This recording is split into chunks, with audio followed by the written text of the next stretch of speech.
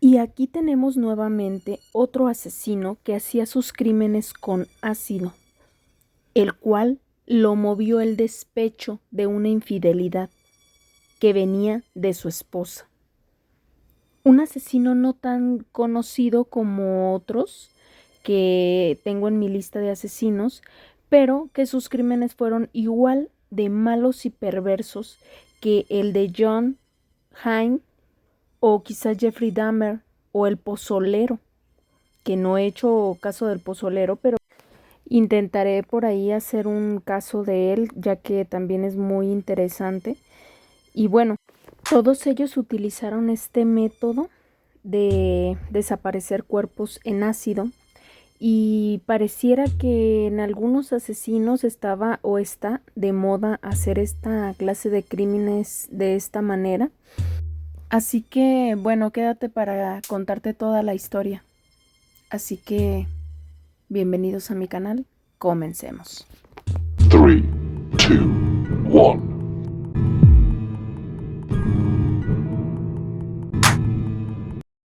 En 1919 se encontraron 30 cadáveres de mujeres en una casa de un hombre muy misterioso, que se decía era muy amable y atento, llamado Belakis,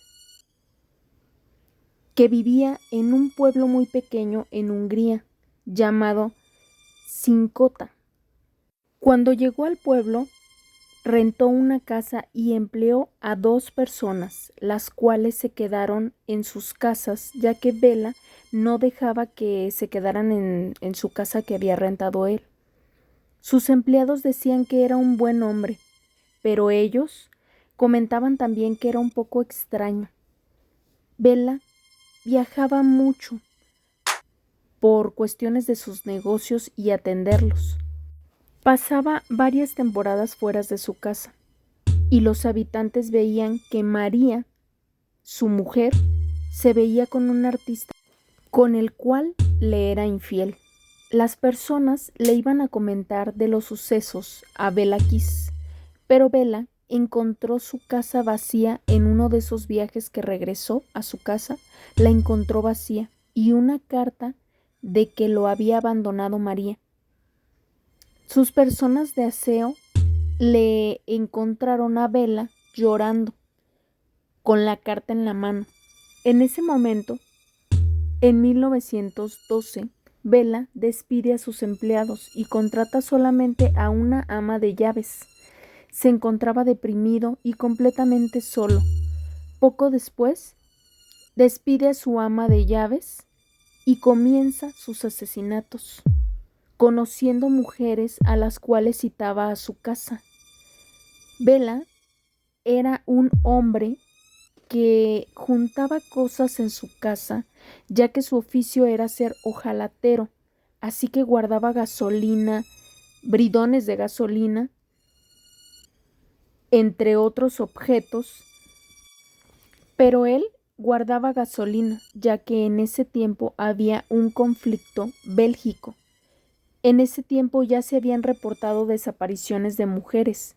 Un día se puso a conversar con el condestable del pueblo, a quien le invita a conocer sus instalaciones de su casa en su sótano. Con el estallido de la Primera Guerra Mundial, Bela fue invitado a salir para enrolarse en el ejército, pero Bela alegó no poder enrolarse ya que él sufría del corazón, pero le hicieron los exámenes y descubrieron de su falsedad y lo reclutaron. Y antes de irse, le dio la llave al condestable para que hiciera uso de lo que él tenía en su sótano, pero solamente si él moría. 5 meses después, se supo que Bela muere. Después, el condestable va a la casa de Bela, anunciando la maravillosa donación que Bela tenía en su sótano. Ya estando en el sótano, uno de los soldados que lo acompañaba al condestable trató de mover uno de los bridones que había en el lugar, pero desistió diciendo que había algo muy pesado dentro y algo extraño dentro de ellos. Y al ver exactamente lo que había, era un cuerpo de una mujer, y en cada uno de los bridones había mujeres metidas en ácido, y los cuerpos estaban conservados con alcohol. Lo irónico es que él pregonaba que había gasolina en su sótano, pero solamente uno de todos los bridones que tenía era de gasolina. Además, se encontraron cuerpos enterrados en el patio, que fueron 10 cuerpos enterrados en su jardín y 12 en el bosque cercano a donde vivía. Entre los cuerpos que encontraron fue también el que encontraron el de María, su mujer, y su amante, que habían sido estrangulados. Se confirmó que el principal sospechoso de estos crímenes era Hoffman, que en realidad era Bela Kiss. Mantuvo comunicación con 20 mujeres por correspondencia, por algunos anuncios que ponía en un periódico. Y bueno, esto me suena mucho a lo que hacía en ese tiempo el asesino Barba Azul, que es Henry Desiree Landru, el cual también ponía anuncios en el periódico para atraer a mujeres y tener citas con ellas. Pero bueno, un día se dijo que Bela no estaba muerto, que solo había desertado del ejército. Bela sabía y había sido muy listo, pues había intercambiado su verdadera identidad con otro soldado. Pero la verdad es que tuvo un error muy grande, ya que la edad del verdadero Bela era bastante grande y el de la persona con la que intercambió era muy viejo.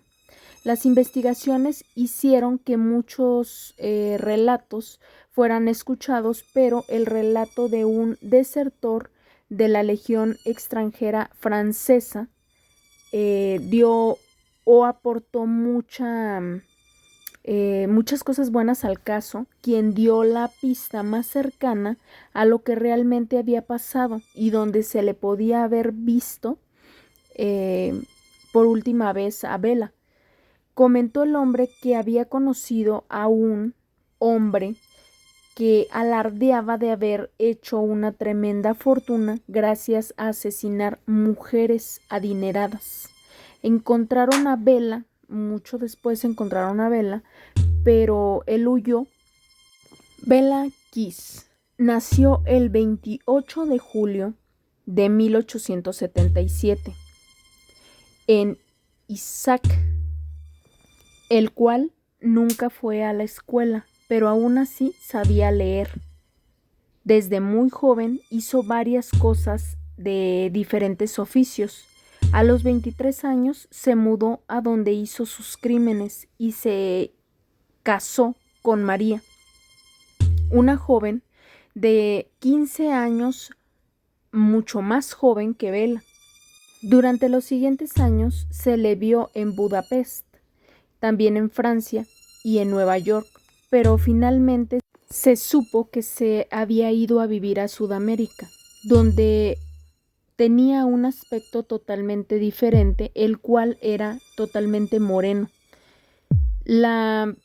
Eso le hacía pasar desapercibido y que no lo capturaran. Nunca lo atraparon. Se dice que mató solamente a mujeres por el resentimiento que tenía por lo que hizo su mujer María. Fue un asesino húngaro llamado el monstruo de Cincota. Fue el autor de 24 asesinatos y nunca fue atrapado. La verdad es de que en este caso hay muy poca información, ya que es un caso bastante viejo, pero me llamó mucho la atención el cómo se parecían los casos al de John Hine, el asesino del ácido, que se parecían muchísimo, el caso se parece muchísimo en mi percepción, y que bueno, también fue un asesino muy despiadado, ya que no le importaba y agarraba a sus víctimas y las metía, pero también tiene mucho, se me hace muy parecido al caso de Henry de Cyril Andrew, que también contactaba a sus víctimas de la misma manera. Y bueno, creo que eso fue algo que tuvo que ver mucho con lo de la guerra de la Segunda Guerra Mundial, que afectó a todos los casos policíacos y a todas las personas que se la vivían haciendo crímenes en ese tiempo, y pues no había algo conciso para la justicia, por lo que he visto en los libros y por lo que he leído.